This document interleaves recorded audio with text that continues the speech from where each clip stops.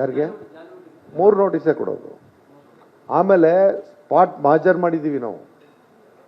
Spot ಮಾಜರ್ ಮಾಡಿದ್ಮೇಲೆ ಅವ್ರಿಗೆಲ್ಲ ಅರಿವಿರುತ್ತಲ್ಲ, ಅವ್ರ ಸ್ಪಾಟ್ಗೆ ಹೋಗಿ ನಾವು ಮಾಜರ್ ಮಾಡಿದ್ದೀವಿ, ನಿಂದ ಏನೇನು ನಾನ್ ಕಾಂಪ್ಲೇನ್ಸ್ ಇದೆಯಪ್ಪ ಇದನ್ನು ಸರಿಪಡಿಸ್ಕೊಂತ ತಿಳಿಸ್ತಕ್ಕಂಥ ಮಾಜರ್ ಕೂಡ ಮಾಡಿದ್ದೀವಿ. ಪೂರ್ತಿ ಅಲ್ಲ, ಅವಾಗ ಬಿಗ್ ಬಾಸ್ ಇರಲಿಲ್ಲ, ಮಾಜರ್ ಮಾಡಿದಾಗ ಬಿಗ್ ಬಾಸ್ ಇರಲಿಲ್ಲ.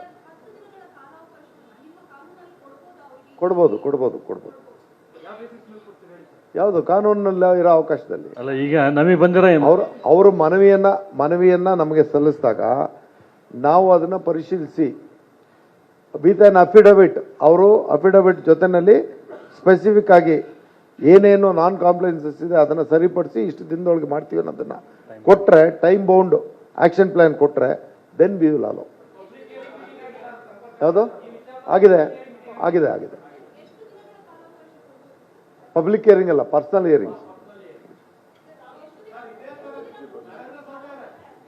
ಈಗ ಅವ್ರು ಏನು ಮನವಿನೇ ಮಾಡಿಲ್ಲ. How can I talk assuming? See, depend upon the request. We don't know how whether they are going to appeal before me or not.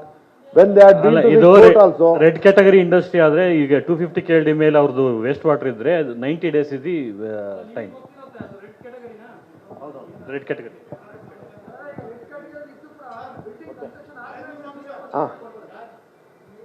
building, they have to link that old CFO ಇತ್ತಲ್ಲ, ಅದನ್ನ link ಮಾಡ್ಬೇಕು ಅವರು. ಹೌದು, ಹಳೇದು link ಮಾಡಿ change of name ತಗೋಬೇಕು.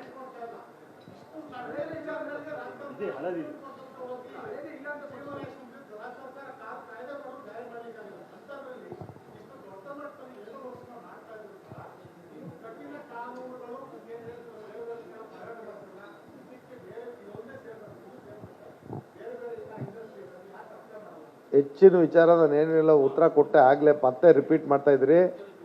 ನಾನು ಕಡತಗಳನ್ನ ಪರಿಶೀಲನೆ ಮಾಡ್ಬೇಕಾದ್ರೆ ಇದು ಯಾಕೆ ಇಷ್ಟು ದಿನದಿಂದ ಪೆಂಡಿಂಗ್ ಇದೆ ಅಂತ ಅಂದ್ಬಿಟ್ಟು ಕೇಳಿದ ಮೇಲೆ ಕಡತ ಸ್ಪೀಡಪ್ ಆಗಿ ಆಗಸ್ಟಿಂದ SLECಗೆ ಅದು ಸೆಪ್ಟೆಂಬರ್ 16ರಲ್ಲಿ ಪ್ಲೇಸ್ ಆಗಿದೆ. ಅದ ಆಧಾರದ ಮೇಲೆ ಅವತ್ತೇ ನಾವು ನಿರ್ಣಯನೂ ಕೈಗೊಂಡ್ಬಿಟ್ಟಿದ್ವಿ.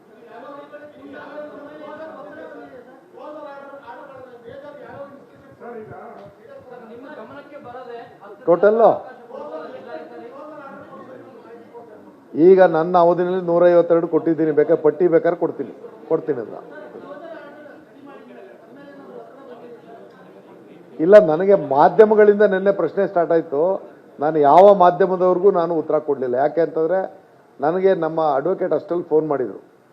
30th ಇವರು they had been to the court. 30th ಹೋದ್ಮೇಲೆ ಅವ್ರಿಗೆ ಡೇಟ್ ಕೊಟ್ಟಿದ್ದಾರೆ 9th.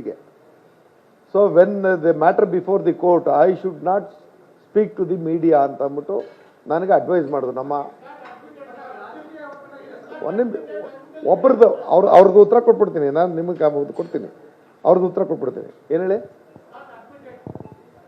ಪ್ರಶ್ನೆ ಬೇರೆ, ಅಡ್ಮಿಟ್ ಆಗಿದೆ ಇಲ್ಲ, ಸ್ಟೇ ಕೊಟ್ಟಿದ್ದಾರೆ ಇಲ್ಲ, ಆ ಪ್ರಶ್ನೆ ಅಲ್ಲ. When the matter is before the court, ನಾನು ನ್ಯಾಯಾಲಯಕ್ಕೆ ಮೀರಿದಂಥ ಮಾತುಗಳನ್ನ ಆಡಬೇಡಿ ಅಂತ ನಮ್ಮ ಲಾಯರ್ ನನಗೆ ಹೇಳಿದ್ರು, ನಮ್ಮ ಮಂಡಳಿ ಲಾಯರು. ಇವತ್ತು ಮಧ್ಯಾಹ್ನ ನನಗೆ ಇಲ್ಲಿ ಬರೋದಕ್ಕೂ ಮೊದಲೇ ಈ ವಿಷಯವಾಗಿ ಏನೇನು ಮಾತಾಡ್ಬೋದು, ಏನು ಮಾತಾಡಬಾರ್ದು ಅಂತ, ನೀವೇನು ಮಾಡಿದಿರಿ ಅನ್ನೋದು ಮಾತ್ರ ಹೇಳಿ, ಮುಂದಿನ ವಿಚಾರ ನೀವೇನು ಮಾತಾಡಬೇಕು. ಯಾಕಂದರೆ ಇವತ್ತು ನಮಗೊಂದು ನೋಟಿಸ್ ಬಂದಿದೆ, ಅದಕ್ಕೆ ನಾವು ಪ್ರಿಪೇರ್ ಆಗ್ತಾ ಇದ್ದೀವಿ. ಮಧ್ಯಾಹ್ನ 2:30ಗೆ ಮ್ಯಾಟರ್ ರೀಚ್ ಆಗ್ತಾ ಇದೆ. We don't know whether it is going to reach or not. ಆಮೇಲೆ ನಿಮ್ಮ ಹತ್ರ ಮಾತಾಡ್ತೀವಿ ಅಂತ ಹೇಳಿದ್ರು.